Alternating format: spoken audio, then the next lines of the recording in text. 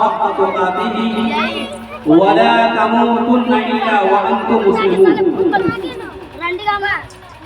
میرے بزرگوں، دوستوں، میرے ساتھیوں،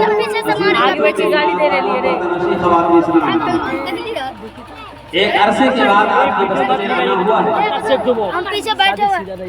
گاہے بگاہے پہلے ایک دو بار آنے کا موقع ملا ہے، کیونکہ وقت کی قلت ہے، باتیں بہت ساری ہیں، علماء کرام کی بڑی تعداد کی بھی کثیر تعداد موجود ہے۔ یقیناً ان حضرات کے کلام آپ کے سامنے پیش کیا جائے گا، علماء کی تقاریریں بھی ہوں گی، سب کو آپ سنیں گے، لیکن کیونکہ ہمیں دوسرے پروگرام میں جانا ہے اس لیے ہم نے وقت پہلے طلب کیا اور آپ کے سامنے حاضر ہو گئے۔ افسوس ہوتا ہے مجلس کو دیکھ کر، یہی مجلس اگر دنیاوی مجلس ہوتی تو بڑی تعداد میں نوجوان، بوڑھے اور دیگر افراد ہجوم وہاں شریک ہوتے، لیکن دین کی مجلس ہے، دین کی اتنی ناقدری ہو چکی ہے جو ہمیں نہیں معلوم کہ ہم جس نبی کی امت ہے، کس مذہب کے ماننے والے ہیں، ہمارا مذہب کیا ہے، ہمارا دین کیا ہے، ہمارا نبی کیا ہے۔ افسوس کیونکہ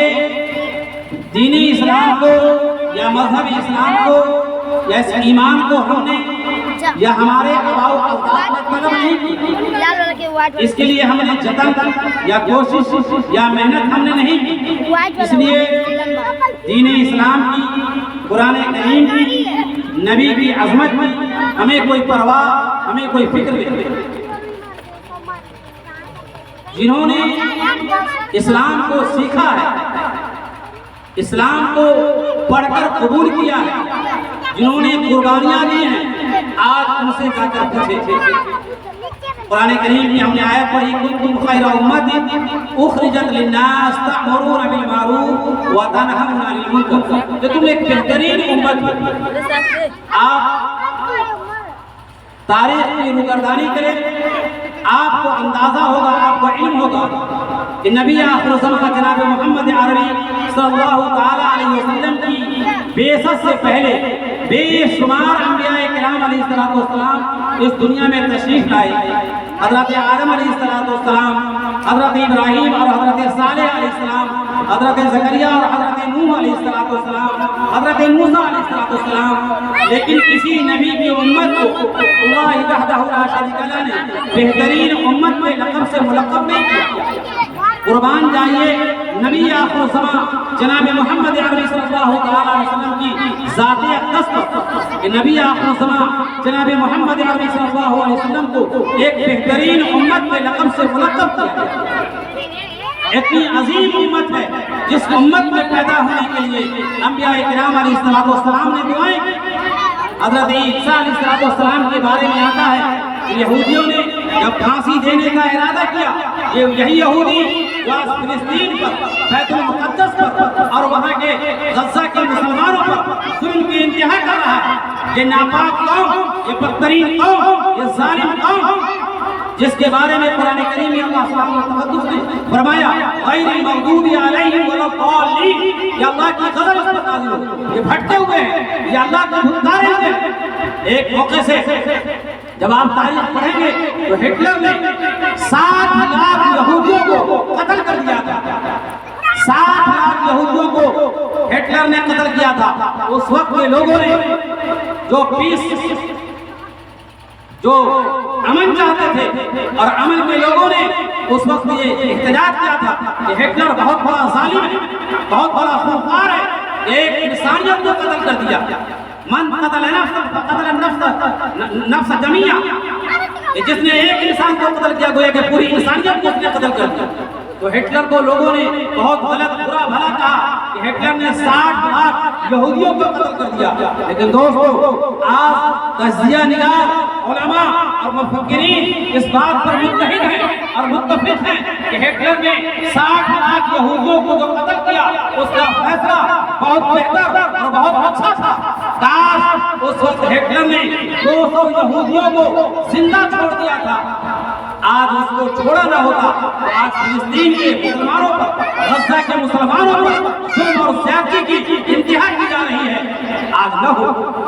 بیت المقدس کی عزت کو پامال کرنے کی کوشش کی جا رہی ہے۔ قربان جائیے فلسطینی مجاہدین کے اوپر ایسے ایسی مائیں، ایسی ایسی بہنیں اور ایسے ایسے باپ ہیں جس کا لخت جگر، جس کا نور نظر شہید ہو جاتا ہے اور اپنی گود میں لے کر اللہ کے سامنے مسجد میں آتا ہے باپ اور کہتا ہے واللہ اذکر واللہ اذکر یا اللہ انت رضی، یا اللہ انت رضی، اے اللہ تو راضی ہے کہ نہیں، اے اللہ تو میری اولاد کی شہادت پر خوش ہے کہ نہیں، اے اللہ میرا بیٹا، میری بیوی، میرے بچے، میرے ماں باپ سب شہید ہو گئے، اے اللہ قسم تو بتا تو راضی ہے کہ نہیں۔ کیسے ماں باپ، کیسے بیویاں، کیسے بچے، یہ پورا پورا گھر اجڑ گیا۔ لیکن اسلام کی فطرت میں قدرت میں لچکتی ہے، اتنا ہی ابھرے گا جتنا کہ دباؤ ہو۔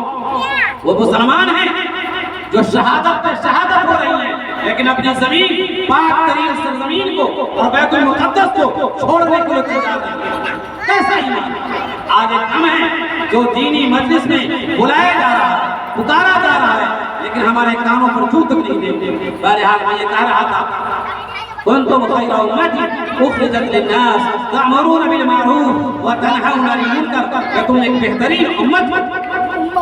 بہترین امت، کنتم خیر امت اخرجت للناس، لوگوں کے لیے برپا کی گئی ہو، لوگوں کے لیے پیدا کی گئی ہو، تمہارے اندر ایک خصلت ہے، تمہارے اندر خصوصیت ہے، تمہارے اندر صفت ہے، تأمرون بالمعروف وتنہون عن المنکر، کہ لوگوں کو بھلائی کا حکم کرتے ہو، برائیوں سے روکتے ہو۔ دوسری امتیں آئیں،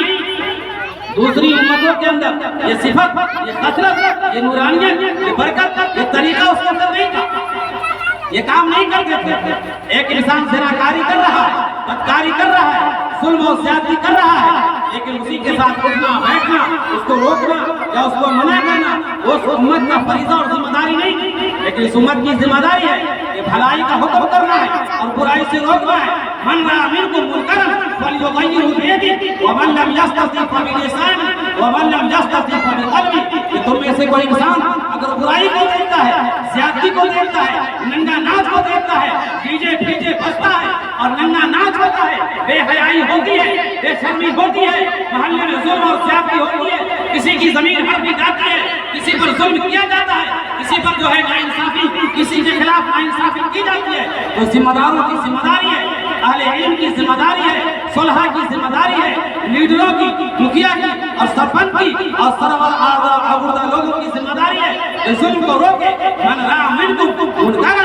فلیغیرہ بیدہ، ہاتھ سے روکے، ڈنڈا سے روکے، اپنی طاقت کا استعمال کرے۔ نہیں، اس محلے میں، اس بستی میں، اس رجوع میں ظلم نہیں ہونے دیا جائے گا، ناانصافی نہیں ہونے دی جائے گی، زمین ہڑپنے نہیں دیا جائے گا، کسی کے خلاف غلط فیصلہ نہیں کیا جائے گا، بھید بھاؤ نہیں کیا جائے گا، کسی کی زمین پر ناجائز طریقے سے قبضہ نہیں کیا جائے گا، کسی کی بیٹی کی عزت نیلام نہیں کی جائے گی، کسی کو بیٹا گالی نہیں کیا جائے گا، کسی کو رسوا نہیں کیا جائے گا، کسی بوڑھے کی عزت کو پامال نہیں کیا جائے گا، کوئی باپ اپنے بیٹے پر ظلم نہیں کرے گا، کوئی باپ، کوئی بیٹا اپنے باپ کو، اپنی ماں کو گالی نہیں دے گا، اپنی بیویوں کے ساتھ ناانصافی نہیں کرے گا، طلاق کا ماحول نہیں پیدا کرے گا، ظلم کو روکو۔ من رأى منکم منکرا فلیغیرہ بیدہ، ہاتھ سے روکو، اپنی طاقت کا استعمال کرو۔ لوگوں اگر تم نے ایسا نہیں کیا تو اللہ کے نبی کی شان اور اللہ کے نبی کے طریقے کے خلاف تمہارا عمل ہوگا، پھر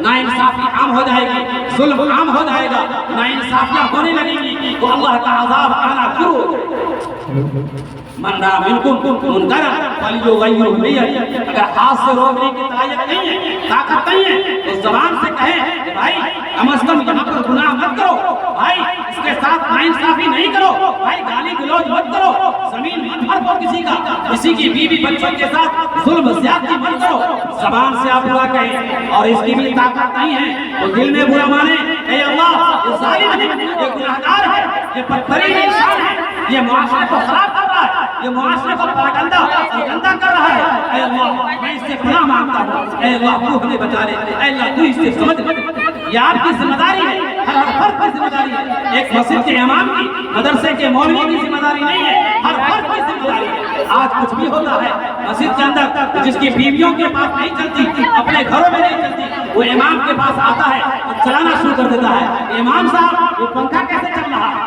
یہ لوٹا کیسے ٹیڑھا پڑا ہوا ہے، یہ نلکا کا پانی کیسے چرا رہا ہے۔ دوستو آج پری پیڈ پلاننگ چل رہی ہے کہ لوگوں کو اور پوری انسانیت کو اور مسلمانوں کو قرآن سے دور کر دیا جائے، علماء سے دور کر دیا جائے، اپنے ائمہ سے، اپنے مدارس سے اور مکاتب کے حفاظ سے اور علماء سے دور کر دیا جائے۔ دوستو آپ یاد رکھیں، اگر آپ نے علماء کی قدر نہیں کی، اپنے ائمہ کی قدر نہیں کی، تو آپ کو معلوم نہیں کہ آپ کا خاتمہ کن حالات میں ہو اور کب ہو۔ آج ہمارے بچے دین سے بے بہرا ہیں، دین سے دور ہیں۔ یقیناً اپنے بچوں کو ڈاکٹر بنائیں، انجینئر بنائیں، وکیل بنائیں، ججز بنائیں، آئی ایس اور کلکٹر بنائیں، اعلیٰ سے اعلیٰ تعلیم دیں، لیکن سب سے پہلے اپنے بچوں کو مسلمان بنائیں۔ مدارس میں، مکاتب میں اور مسجدوں میں بھیج کر کے قال اللہ اور قال رسول اور انسانیت کے درس کو سکھائیں، قرآن کو سکھائیں، ایمان کو سکھائیں، ایمان مجمل، ایمان مفصل اور کلمہ طیبہ اور دیگر کلمات اور دعائیں، مصنون دعائیں بچوں کی سکھائی جاتی ہیں۔ بچوں کو سکھائیں، پڑھائیں، اہل مسلمان بن جائے،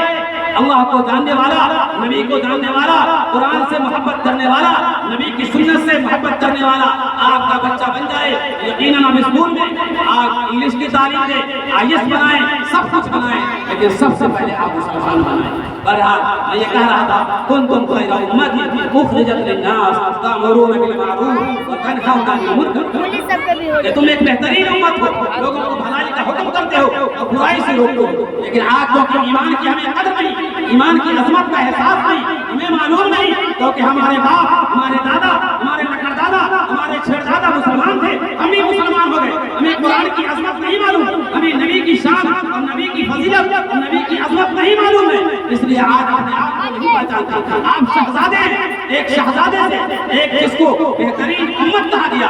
اس سے کہا جائے جھوٹ نہ بولو، غیبت نہ کرو، ووٹ لگائیں تو میں مسلمان پہنچیں گے، اس کے گھر کی غیبت، اس کی بہو کی غیبت، اس کی بیٹی کی غیبت، فلاں کی بیٹی کو دیکھا ہے وہ تو دوپٹہ چھاتی سے اتار کر کے چلی جا رہی تھی، اس کی بیوی کو دیکھا ہے سر پر دوپٹہ نہیں ہے، اس کے فلاں کو بہو کو دیکھا ہے تو فلاں جگہ چلی جا رہی تھی، فلاں کو دیکھا ہے فلاں کام کر رہا تھا۔ ارے بھائی آپ کی ذمہ داری تھی، آپ مسلمان تھے، آپ کی ذمہ داری بنتی تھی کہ آپ اس کے گھر جاتے، اس کی بیٹی کو، اس کی بہو کو، اس کے شوہر کو، اس کو بھائی کو سمجھاتے، جائے تو حکم میں جا کر کے اب غیبت کرتے ہیں، عزت اچھالتے ہیں۔ آج یاد رکھیں، آپ کسی کی بہو کی، کسی کی بیٹی کی آپ عزت اچھالیں گے، کل وقت آئے گا کہ آپ کی بیٹی اور آپ کی بہو کی عزت سر عام نیلام کی جائے گی۔ آپ نے دوسروں کی عزت نہیں کی تو آپ کا عزت کون کرے؟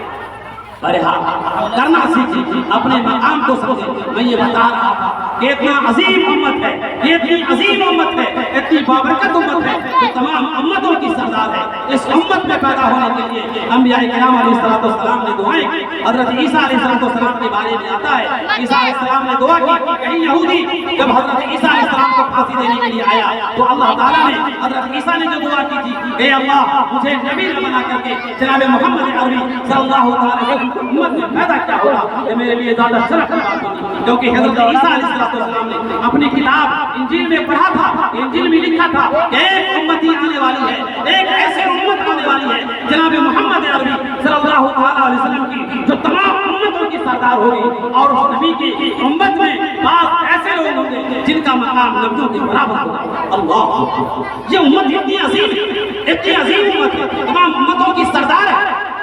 حضرت عیسیٰ نے دعا کی، حضرت عیسیٰ کی دعا قبول ہوئی۔ یہودیوں نے سمجھا کہ ہم نے پھانسی دے دیا، لیکن سچی بات یہ ہے کہ یہودیوں نے پھانسی نہیں دیا، اللہ تعالیٰ نے حضرت عیسیٰ علیہ السلام کو آسمان پر اٹھا لیا۔ اور حضرت عیسیٰ آئیں گے اس دھرتی پر، اس زمین پہ آئیں گے، لیکن نبی کی حیثیت سے نہیں، ایک امتی کی حیثیت سے۔ اور نبی آخر الزمان جناب محمد عربی صلی اللہ علیہ وسلم کی امتی کی حیثیت سے آئے۔ آپ کو معلوم ہے کہ نبی آخر الزمان جناب محمد عربی صلی اللہ علیہ وسلم کو جب معراج میں بلایا گیا، اور معراج پر جب گئے تو حضرت موسیٰ علیہ السلام کا وہ طریقہ، اور موسیٰ علیہ السلام کی وہ سنت کہ جب حضرت موسیٰ کو کوہ طور پر اللہ تعالیٰ نے بلا کر کے نبوت دیا، نبوت سے سرفراز کرنے کا فیصلہ کیا، حضرت موسیٰ جب کوہ طور پر جاتے ہیں تو اللہ کی طرف سے ندا آتی ہے، یا موسیٰ فاخلع علیک انک بالوادی المقدس طویٰ، اے موسیٰ آپ طویٰ کی مقدس وادی میں آ چکے ہیں، اپنی جوتیوں کو پھٹافٹ اتاریے۔ حضرت موسیٰ کر گئے، اور حضرت موسیٰ نے اپنے نالین کو، اپنی جوتیوں کو طویٰ کی مقدس وادی میں اتارنا شروع کر دیا، اور جوتیوں کو اتار لیا، پھر حضرت موسیٰ علیہ السلام پہنچتے ہیں، نبوت ہوتی ہے، قربان جائیے نبی آخر زمان جناب محمد عربی صلی اللہ علیہ وسلم کی ذات اقدس پر میرے آقا کی جب معراج ہوتی ہے، حضرت جبرائیل کے ساتھ جاتے ہیں، سدرۃ المنتہا تک پہنچتے ہیں، ساتوں آسمان کی سیر ہوتی ہے، اور اللہ کے اس جلال اور اس مقدس جگہ پر عرش کے قریب تک پہنچتے ہیں۔ اللہ اکبر، نبی آخر جناب محمد عربی صلی اللہ علیہ وسلم کو حضرت موسیٰ کی وہ ڈانٹ یاد آتی ہے کہ حضرت موسیٰ کو اللہ تعالیٰ نے طویٰ کی مقدس وادی میں جوتی اتروا دیا تھا۔ ہو سکتا ہے مجھے بھی آواز آ جائے کہ میرے عرش کے قریب آپ پہنچ چکے ہیں، آپ جوتی کو اتار لیجیے، قربان جائیے نبی آخر زمان جناب محمد عربی صلی اللہ علیہ وسلم جوتی اتارنے لگتے ہیں، ندا آتی ہے کہ اے میرے حبیب آپ کو جوتی اتارنے کی ضرورت نہیں، آپ کی جوتیوں کی وجہ سے میرے عرش کی عزت بڑھ جاتی ہے۔ اللہ پڑھیے درود شریف وعلی آل ابراہیم انک حمید مجید۔ دوستو آپ کا کتنا بڑا مقام کہ نبی آپ کا جب عرش پر جاتا ہے اللہ کی طرف سے آواز آتی ہے اے میرے حبیب آپ کو جوتی اتارنے کی ضرورت نہیں، آپ جوتی اتارنے نہیں بلکہ جوتی پہن کر کے میرے عرش پر آئیں، میرے عرش کے قریب آئیں، آپ کی جوتیوں کی وجہ سے میرے عرش کی عزت۔ کون بول رہا ہے؟ یہ کون کہہ رہا ہے؟ یہ کس کا حکم ہے؟ رب الجلال کا حکم۔ اللہ حضرت آدم علیہ السلام کو ایک غلطی کی بنیاد پر جو اللہ تعالیٰ نے کہا تھا اے آدم سب کچھ کھانا، اس درخت کے قریب مت آنا۔ علماء کہتے ہیں، مفسرین کہتے ہیں، یہ بتائیں گے علماء آپ کو، علماء کہتے ہیں وہ گیہوں کا واللہ اعلم بالصواب۔ حضرت آدم علیہ السلام کو گناہ کیا گیا، سب کچھ کھائیے گا، اس درخت کے قریب نہیں آئیے گا۔ شیطان مسلمانوں کا، پوری انسانیت کا ازلی دشمن ہے۔ آیا حضرت آدم کو بہکانے کی کوشش کیا، ہر حربہ استعمال کیا، حضرت آدم نہیں مانے، حضرت حوا کے پاس گیا، ان کو بہکانے کی کوشش کی اور بہکاتا رہا۔ بہرحال وہاں کامیاب ہو گیا۔ کامیاب ہونے کے بعد حضرت حوا نے حضرت آدم کو بہرحال سمجھایا، وہ پٹی پڑھائی اور حضرت آدم علیہ السلام اور دادی حوا نے درخت کے اس پھل کو کھا لیا یا چکھ لیا۔ وہ اس کا اثر یہ ہوا کہ حضرت آدم علیہ السلام اور حضرت حوا کو جنت سے نکال دیا گیا، جنت کے لباس چھین لیے گئے، جنت کے میوہ‌جات سب سے محروم ہو گئے، ہر چیز زمین پر بھیج دیا گیا۔ جائیں اور محنت کریں، آلو پیاز ٹماٹر بیگن اور دال اور مسور اور چاول کھانا ہے، کھاتے رہیے۔ آپ جنت میں تھے تو آپ چاہا پھل آ گیا، چاہا انگور آ گئے، جب جو چیز چاہیے آپ نے آ گیا۔ یہ ساری نعمتیں اللہ نے چھین لی، بھٹکتے رہے۔ حضرت آدم علیہ السلام ایک عرصے کے بعد حضرت آدم کو یاد آتا ہے کہ میں نے جنت کے دلی دیوار پر ایک کلمہ دیکھا تھا جو اللہ تعالیٰ نے ایک شخص کا نام، ایک نبی کا نام، ایک ذات کا نام، ایک بابرکت انسانیت کا نام لکھ رکھا تھا کلمہ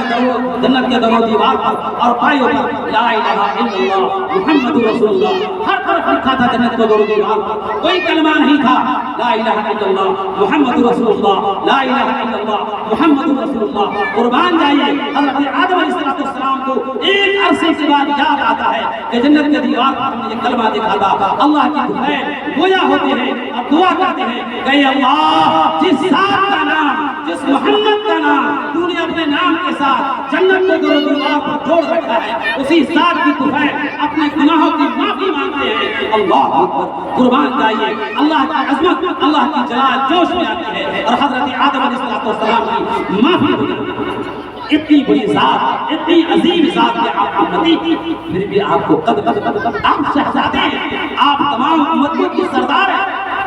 آپ کی کتاب تمام کتابوں کی سردار ہے۔ یہ